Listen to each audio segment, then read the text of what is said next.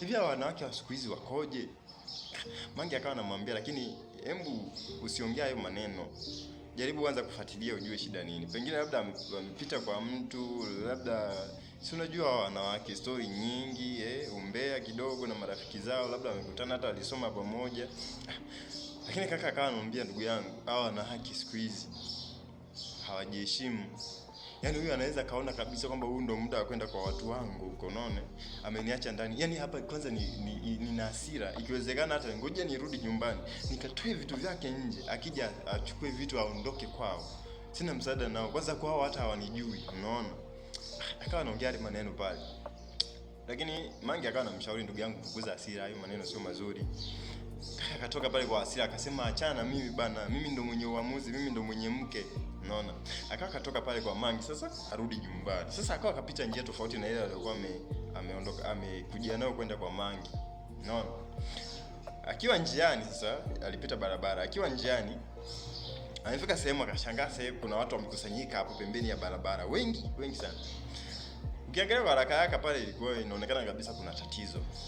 Basi naye akawa kapita pale kwa sababu sisi lazima uone kwanza kuna shida gani.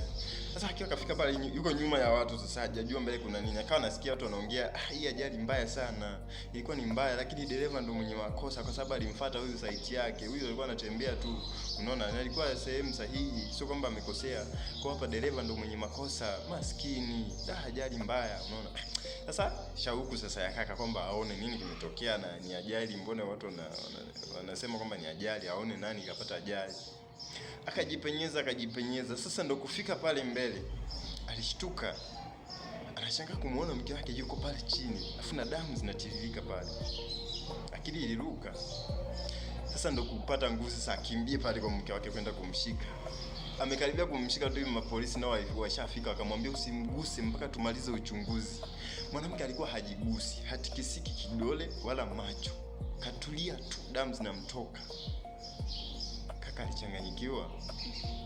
Akiwa pale, maskari wakawa wamechukua shemeji, wakawa wamepandisha kwenye gari la ambulance pale.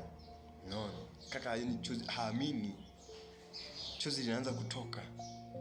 Maskari wakawa wameongea naye pale, wakawa wameongea naye kwa sababu watu baadhi walikuwa wanamjua kaka, wakawa wanamwambia huyu ndo mume wa huyu mwanamke. Kwa hiyo nini, basi maskari wakawa wanamwambia basi sawa, huyu hayuko sawa sasa hivi, kaeni naye kwa muda, tumwaishe huyu ICU, alafu huyu akishakuwa sawa mruhusu aje hospitali. Yaani huo muda kaka haelewi. Gari la ambulance likawa limeenda, maskari wengine wakawa wamebaki pale. Basi kaka ikabidi ajitahidi